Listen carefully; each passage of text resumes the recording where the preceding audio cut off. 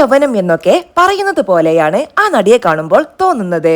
ടൊവിനോ തോമസ്. അജയന്റെ രണ്ടാം മോഷണത്തിന് ശേഷം ടൊവിനോ തോമസ് നായകനാകുന്ന ചിത്രമാണ് ഐഡന്റിറ്റി. ഫോറൻസിക്കിന് ശേഷം അഖിൽ പോൾ, അനസ് ഖാൻ എന്നിവർ ചേർന്നൊരുക്കുന്ന ത്രില്ലർ ചിത്രമാണ് ഐഡന്റിറ്റി. വൻ ബജറ്റിൽ ഒരുങ്ങുന്ന ചിത്രത്തിന്റെ ട്രെയിലർ വലിയ ചർച്ചയായിരുന്നു. തമിഴ് താരങ്ങളായ തൃഷ, വിനയ് റായ് എന്നിവരും ചിത്രത്തിൽ അണിനിരക്കുന്നുണ്ട്. ചിത്രത്തിലെ നായികയായ തൃഷയെ കുറിച്ച് സംസാരിക്കുകയാണ് ടൊവിനോ. നിത്യയൗവനം എന്ന് പറയുന്നത് പോലെയാണ് തൃഷയെ കാണുമ്പോൾ തനിക്ക് തോന്നാറുള്ളതെന്ന് ടൊവിനോ പറഞ്ഞു. തൃഷയുടെ ആദ്യത്തെ സിനിമയിൽ കണ്ടപ്പോൾ എങ്ങനെയാണോ അതുപോലെയാണ് അവർ ഇപ്പോഴുമെന്ന് ടൊവിനോ കൂട്ടിച്ചേർത്തു. ഷൂട്ടിന് താനും തൃഷയും ഒരേ ഹോട്ടലിലായിരുന്നു താമസിച്ചിരുന്നതെന്നും എല്ലാ ദിവസവും പുലർച്ചെ തന്റെ ട്രെയിനർ വർക്കൗട്ടിനെ വിളിച്ചുകൊണ്ടുപോകുമായിരുന്നെന്നും ടൊവിനോ പറഞ്ഞു.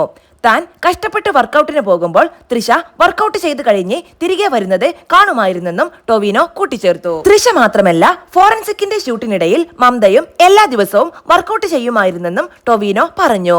സിനിമയ്ക്ക് വേണ്ടി മാത്രം വർക്കൗട്ട് ചെയ്താൽ മതിയെന്ന് ചിന്തിച്ചിരുന്ന ആളായിരുന്നു താനെന്നും, എന്നാൽ എല്ലാ ദിവസവും വർക്കൗട്ട് ചെയ്യുകയാണ് വേണ്ടതെന്ന് തീരുമാനിച്ചത് ഇതിനു ശേഷമാണെന്നും ടൊവിനോ കൂട്ടിച്ചേർത്തു. ക്യൂ സ്റ്റുഡിയോക്ക് നൽകിയ അഭിമുഖത്തിലാണ് ടൊവിനോ ഇക്കാര്യം പറഞ്ഞത്. ഈ നിത്യയൗവനം എന്നൊക്കെ പറയുന്നത് പോലെ തൃഷയെ കാണുമ്പോൾ എനിക്ക് തോന്നാറുള്ളത്.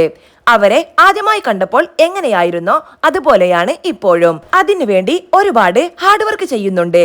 ഐഡന്റിറ്റിയുടെ ഷൂട്ടിന്റെ സമയത്ത് ഞാനും തൃഷയും ഒരേ ഹോട്ടലിലായിരുന്നു. പുലർച്ചെ വർക്കൗട്ട് ചെയ്യാൻ എന്റെ ട്രെയിനർ വന്ന് വിളിക്കും. മനസ്സില്ലാ മനസ്സോടെ വർക്കൗട്ടിന് പോകുമ്പോൾ തൃഷ വർക്കൗട്ട് കഴിഞ്ഞ് തിരിച്ചു വരികയായിരിക്കും. ഇത് എല്ലാ ദിവസവും കാണുമായിരുന്നു. തൃഷ മാത്രമല്ല, ഫോറൻസിക്കിന്റെ സമയത്ത് മമതയും ഇതുപോലെ എല്ലാ ദിവസവും വർക്കൗട്ട് ചെയ്യും. സിനിമയുള്ള സമയം മാത്രം വർക്കൗട്ട് ചെയ്യുക, അല്ലാത്തപ്പോൾ വെറുതെ ഇരിക്കുക എന്നായിരുന്നു എന്റെ ലൈൻ. പക്ഷെ ഇതൊക്കെ കണ്ടതിന് ശേഷമാണ് എല്ലാ ദിവസവും വർക്കൗട്ട് ചെയ്യാമെന്ന് തീരുമാനിച്ചത്, ടൊവിനോ പറഞ്ഞു.